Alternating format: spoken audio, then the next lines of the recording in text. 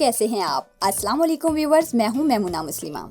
हम लोग बालों को सीधा रखने के लिए पता नहीं क्या क्या कुछ करते रहते हैं, लेकिन कुछ भी कर लें बाल कुछ अरसा बाद फिर से उलझे, बेरौनक और फ्रीजी से फील होने लगते हैं।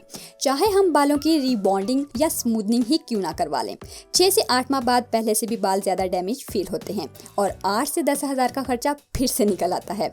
लेकिन सब लोग ये अफोर्ड नहीं कर सकते। जो लोग अफोर्ड कर सकते हैं वो रीबॉन्डिंग या स्मूथनिंग करवा लें, और जो होम रेमेडीज को पसंद करते हैं वो ये ट्रीटमेंट घर पर कर लें। ये ट्रीटमेंट आपके बालों को नेचुरली स्ट्रेट करने का बहुत आसान और इफेक्टिव तरीका है, जो मैं आपके साथ इस वीडियो में शेयर करने वाली हूँ। तो चलिए स्टार्ट करते हैं।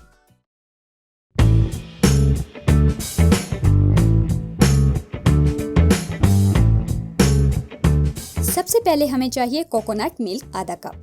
कोकोनट मिल्क घर पर कैसे बनाया जा सकता है, इस पर मैं ऑलरेडी वीडियो बना चुकी हूँ। अगर आप देखना चाहते हैं तो YouTube सर्च बार में लिखिए कोकोनट मैमुना और वीडियो आपको मिल जाएगी। कोकोनट मिल्क को अगर आप अकेला भी अपने बालों पर स्प्रे कर लें और 30 मिनट बाद वॉश कर लें अपने बालों को, तो 70% तक आपको फर्क वैसे ही नजर आ जाएगा, क्योंकि इसमें बालों को कुदरती तौर पर स्ट्रेट करने के तेजतरीन और इफेक्टिव एजेंट्स पाए जाते हैं। इसीलिए आज हम इसको अपनी रेमेडी का हिस्सा बनाने जा रहे हैं। हमारा नेक्स्ट इंग्रेडिएंट है लीमू।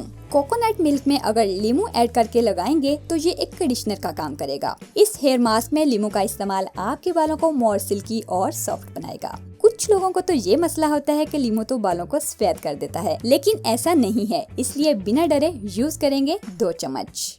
एलोवेरा जेल 1 चम्मच। अगर आपके पास फ्रेश एलोवेरा जेल है तो वो भी यूज कर सकते हैं, वरना बाजारी भी इस्तेमाल किया जा सकता है। बाजारी एलोवेरा जेल में और फ्रेश एलोवेरा जेल में क्या क्या फर्क होता है और ये कहाँ कहाँ से मिलते हैं, इस पर मैं डिटेल से वीडियो अपलोड कर चुकी हूँ। अगर आप देखना चाहते हैं तो YouTube सर्च बार में लिखिए एलोवेरा जेल मैमुना, वीडियो मिल जाएगी। हमारा नेक्स्ट इंग्रेडिएंट है शहद। हम इसमें ऐड करेंगे 1 चम्मच। जो बाल बहुत ज्यादा रफ और डैमेज हो जाते हैं, हनी उनको मॉइस्चराइजिंग फराहम करता है। ये बालों में जो केराटिन लॉस हो जाता है उसे नेचुरली रिस्टोर करता है। इसे भी अच्छी तरह से मिक्स कर लें। और हमारा आखिरी इंग्रेडिएंट है कॉर्नफ्लोर यानी मकई का आटा। इसे हम ऐड करेंगे तकरीबन आधा चम्मच। अगर आपके बाल बहुत ज्यादा ऑयली रहते हैं या हद से ज्यादा फ्रिजी हैं, तो ये 1 चम्मच भी ऐड किया जा सकता है, कोई इशू नहीं। और ये बात भी बिल्कुल सच है कि ये बालों को बहुत जल्दी स्ट्रेट कर देता है। अब इन सब चीजों को अच्छी तरह से मिक्स कर लें और हल्की आंच पर 2 से 3 मिनट के लिए पका लें।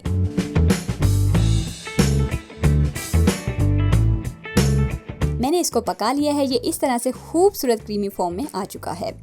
इस पेस्ट को बालों पर अप्लाई करने से पहले बालों को अच्छे से गीला कर लें।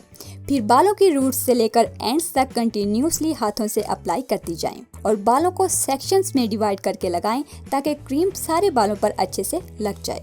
हो सके तो कॉम्ब भी करती जाएं ताकि अच्छे रिजल्ट्स मिल सकें।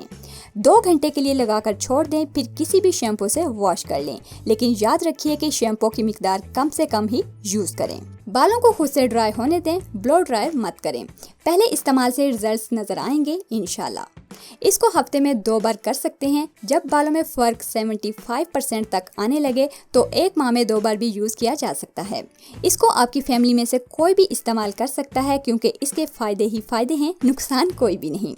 तो बहुत उम्मीद करती हूँ वीडियो पसंद आई होगी। अगर ऐसा है तो पता ही है क्या करना है, लाइक और शेयर और सब्सक्राइब तो आप कर ही रहे हैं। मिलते हैं एक और नई वीडियो में, तब तक के लिए अल्लाह हाफिज।